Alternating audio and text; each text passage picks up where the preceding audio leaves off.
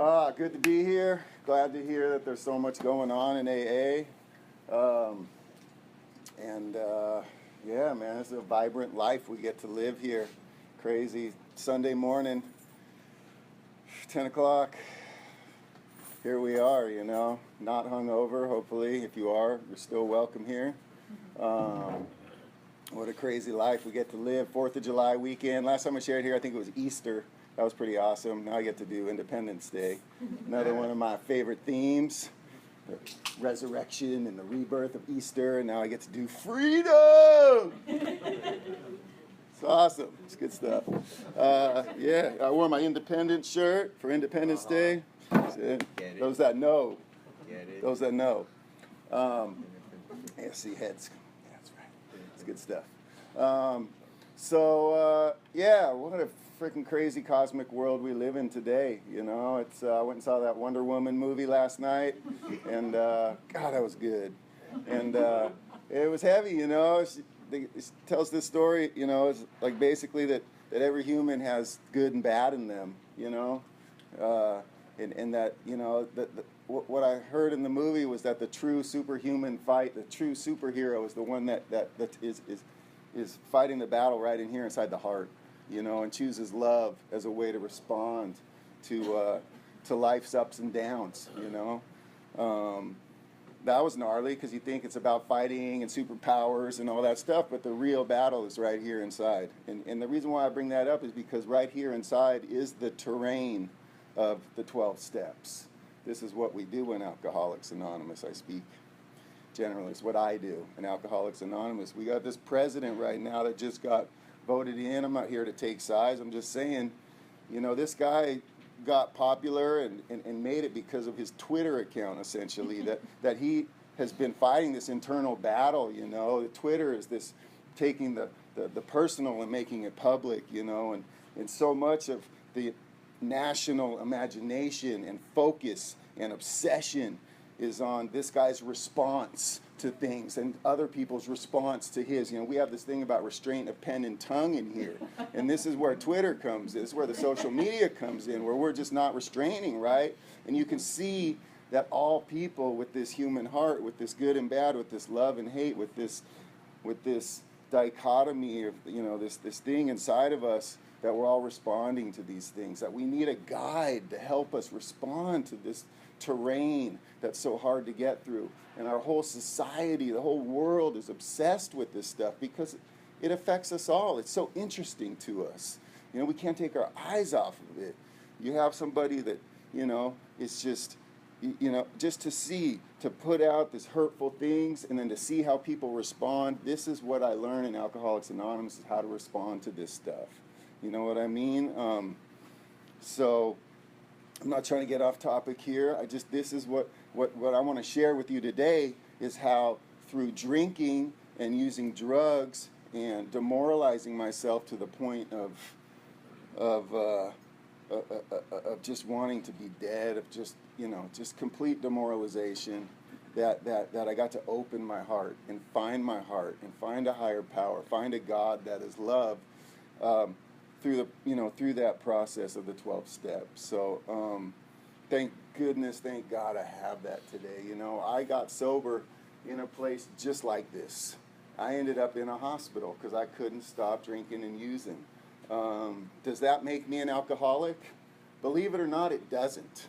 That's one of the really tricky things about alcoholism, is that the thing that defines me as an alcoholic isn't how much I drank or the fact that I couldn't, that I was physically dependent on drugs when I got here.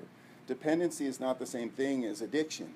Dependency can be a symptom of addiction, depending on what substances we're using. And alcohol is an incredibly dependent, I don't know what the word is for that, but the dependency on alcoholism is one of the most dangerous. Like, you can die from alcohol withdrawal. But that dependency, that physical getting sick if I don't put it in my body, is not the definition of alcoholism. The definition of alcoholism was the fact that when my best friend overdosed on heroin, I said I was going to stop to honor him. The party was over, and then there I was, still loaded. Like, the death of my best friend was not enough to stop me from drinking, because I had lost the power to choose whether I drank or not. That's what defines me as an alcoholic, is this idea of not being able to choose. I said I wasn't going to do it. My best friend died. I love this man. And I said, you know what, for Barry, I'm going to stop because I can't go on this way anymore. That was the demoralization, and then there I was loaded. That's demoralizing. So in the face of that demoralization, I still couldn't stop. My grandmother, who I love dearly, she had a stroke, and I said one of those prayers at her deathbed. I said, please, God, just let her die without suffering, and I'll be the grandson that I want her, that she wants me to be. And there I was loaded right afterwards again. So these are important people to me. My best friend, my blood grandmother that I love and honor and respect. Those things were not strong enough for me to be able to control or have the power to choose when I was going to drink or not. That's the definition of alcoholism. The fact that, I would say to myself, well, okay, I'm not, the insanity that we talk about being restored in the second step isn't so much the crazy stuff that I did when I was loaded. As I understand it, the insanity is what happens when I'm sober. That there's this thing in my mind that says, well, my grandmother, she died, and I made this vow that I wasn't going to drink and use anymore. But you know what? That hurt really bad when she died. I probably deserved to get loaded just once. Make it feel a little bit better, that's what drugs and alcohol are for, right? They actually are a solution. They actually do work, So I tell myself this insane thing. Well, my grandmother died. Even though I made this vow, that's okay. We'll just do it. All of a sudden, blank spot. Not going to look at that, I deserve this because all the pain that I'm in. So what happens? I said, well, I'm just going to get loaded one time.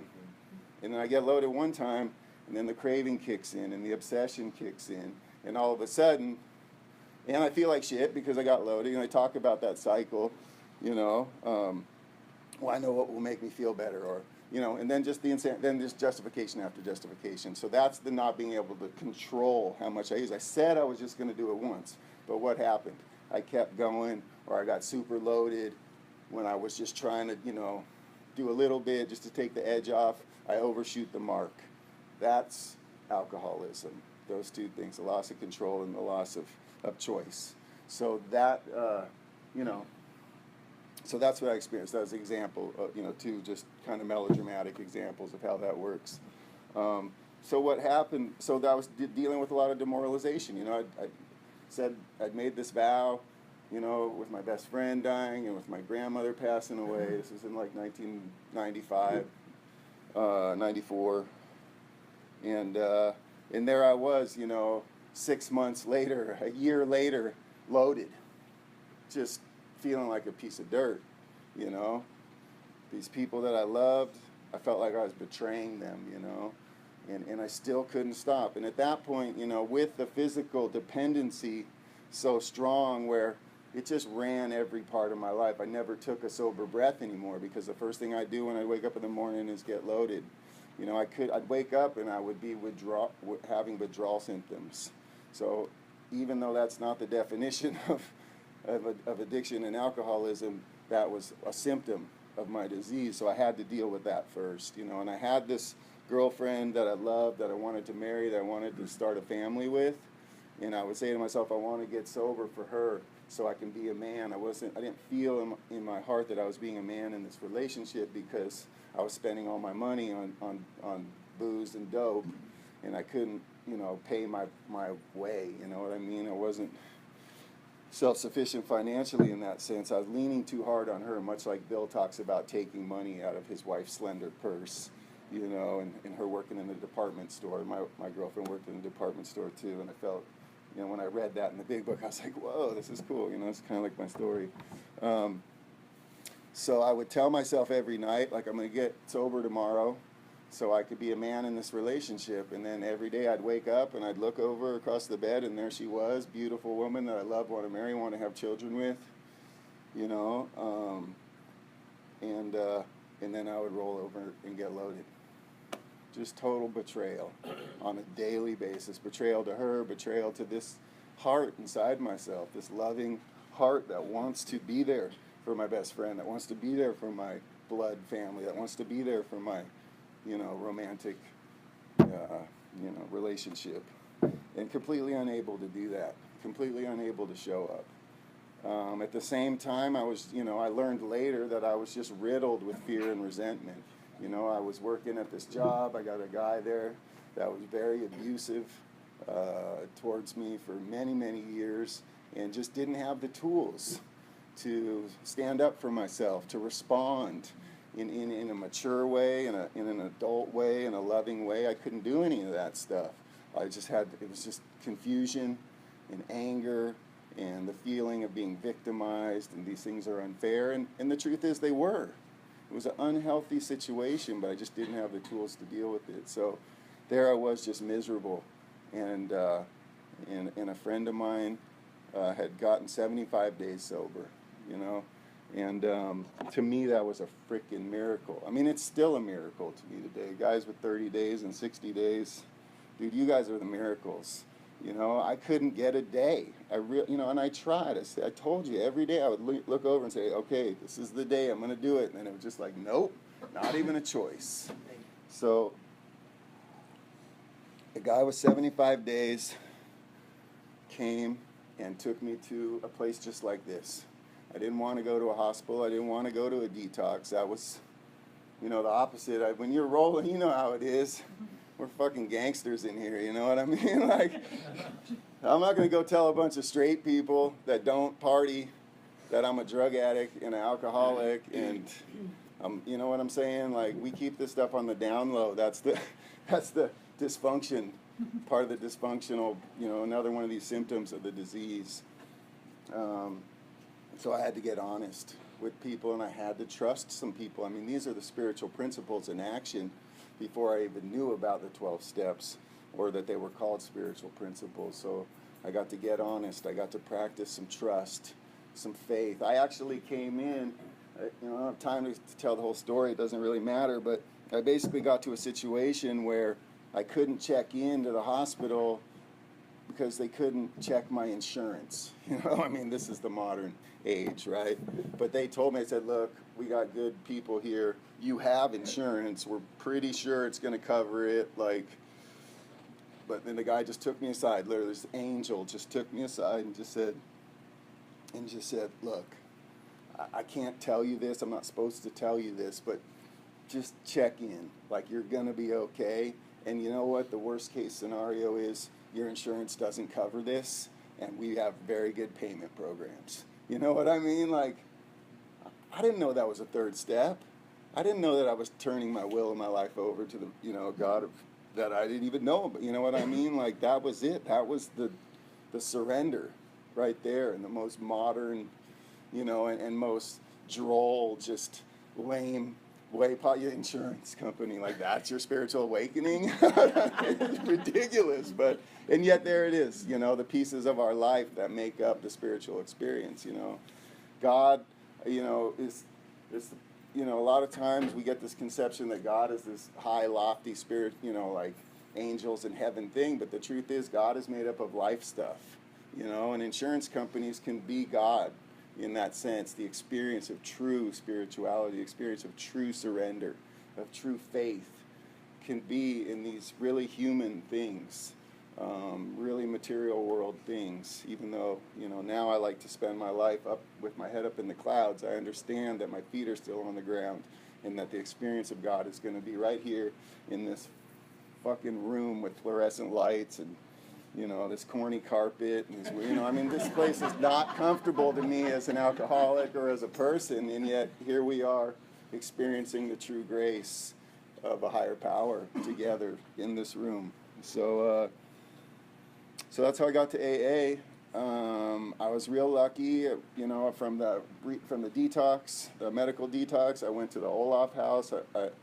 Once again, I never heard of this place before. I didn't know anything about it. I didn't want to go there, but they said, hey, you can keep your job. I had this great job in spite of the abusive, treatment that I was getting from this person. The job was a great job. I still have that job today. And I could keep my job at this place. So I went. again, an act of faith, an act of trust, an act of, I don't know what the heck to do. I mean, this is the first step, right? I feel like crap, and I don't know what to do. That's the first step, right? Admitting that I'm powerless over alcohol and my life's become unmanageable. That's what I tell my sponsees when I go through the book with them. I say, look, this is it. I felt like crap, and I didn't know what to do. And I just said, okay. I just said, okay. And at the first outside of the house AA meeting that I went to, I think I went in there on a Thursday, maybe Friday, and then on Sunday I went to ARA in the city, and then there was a guy there that I knew, and he became my sponsor. So I got a sponsor right away. Again, just, I don't know, do you want to call that providence, or, I don't know. I only know God's will really by looking back on it. At the time I wouldn't have called it that. I didn't have a plan, and maybe that's the beauty of my spiritual practice, is not having a plan, and then life unfolds, and then I look back and go, wow, what a killer plan that was. Take me to detox, take me to the Olaf House, get me a sponsor, start reading the book, start doing the steps. So that's basically what happened. You know, I wanted to get through the steps. I was blessed right away. I had the sponsor that told me God is that little voice inside of me that surrendered. You know, again, this terrain of the heart, this place inside that guides me, that is a place of thy will be done. You know, this place of, I don't know, show me what to do. This place of guidance, you know, how deep within our spiritual teaching is this concept of guidance, seeking guidance, as opposed to being, you know, I mean, how hard is it to seek guidance when you're the goddamn president of the United States, you know? I mean, can you see that this poor soul who has to reckon with the fact of running corporations and having all this power? And yet we all know, we all look and go, dude, well, you have a cabinet. Like, you seek guidance all the time. And we get ourselves in trouble when we're, not seeking guidance. We try to just do it ourselves. I don't know. That's way off the point, but you know where I'm going with this. You know where I'm going with this. And I'm not saying, the point here that I'm making isn't that the decisions are wrong or not. It's just painful to go through life trying to run the show. That's all I'm saying, you know? So, and why we're so addicted to, like, well, let's, you know, it's like, it's reality television, you know? We just get to watch somebody else going through the same process that we're all going through. What do I look like? What do people think I look like? You know, what's the perception of me? So scary, you know? So yeah, I got this sponsor, and we started reading the book. You know, oh, that was what I was saying. Was that he told me it was this little voice inside of me that gave that's what God is, and that immediately gave me this blessing, this gift that God is something in here, that God is something within the human heart, that God is something inside of me, and isn't something. Even though He said, "Look for the signs," and I think that's again is this idea of seeking guidance. You know, the fact that I can watch Wonder Woman and see the signs, that I can look at Twitter and see the signs, and find guidance from these very human, everyday experiences, and yet see God within it, you know? I think that is sort of what the teaching that Bill Wilson was trying to tell us in AA, is to look for God in everything. When I look for God, all I see is God. Every face in this room is God to me. The chair, the carpet, nothing here isn't God, you know? And when I live my life that way, through that kind of guidance, it's incredible to see what unfolds, you know? And when I stop looking at life that way, I become that bitter Twitter dude, you know what I mean? That's the point I'm trying to make. I don't want to be bitter Twitter.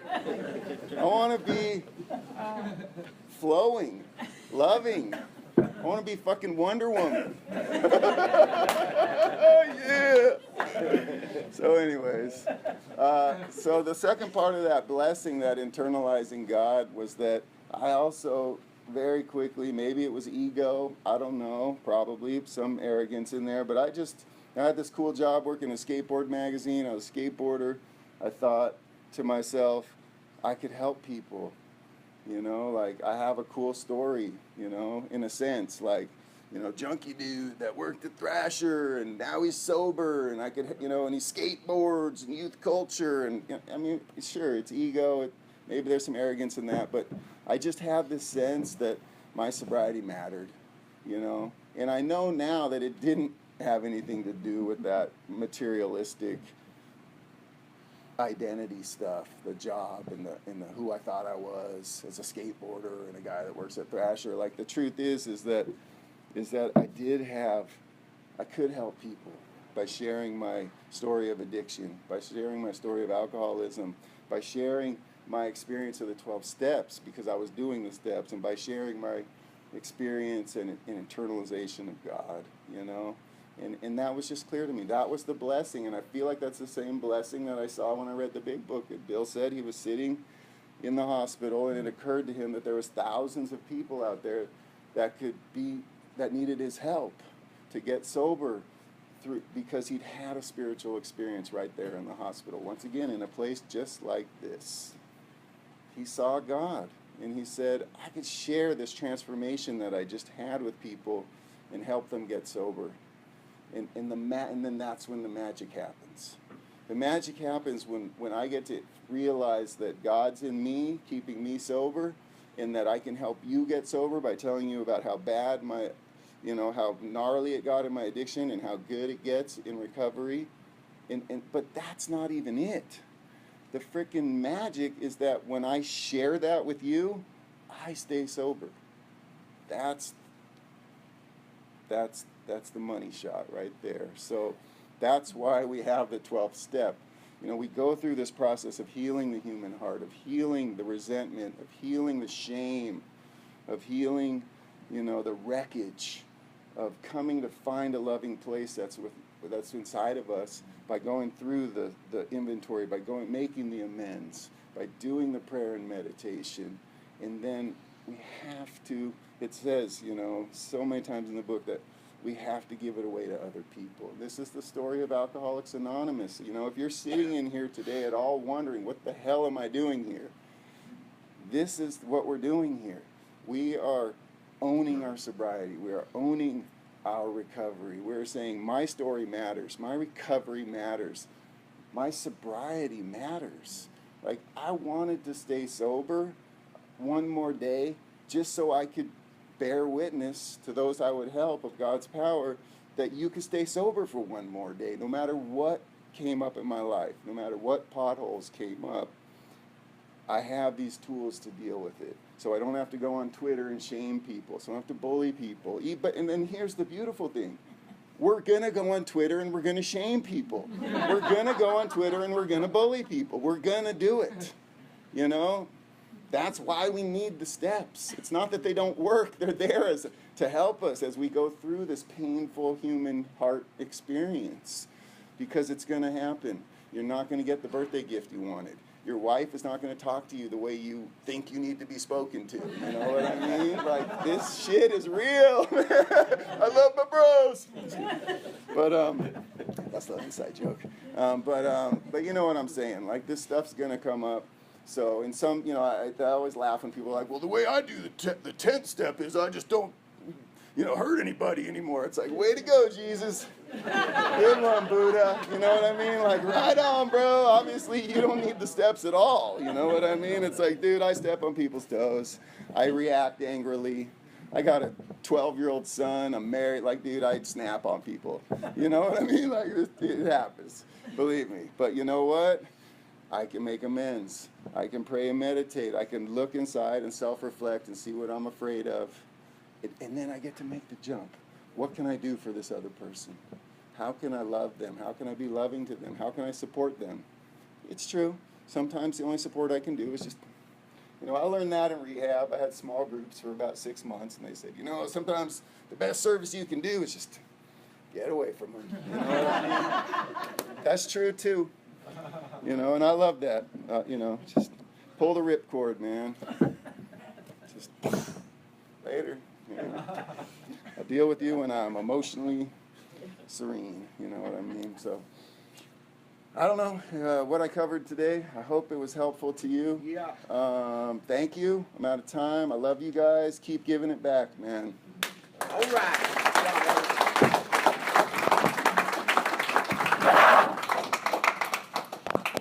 You got a topic for him?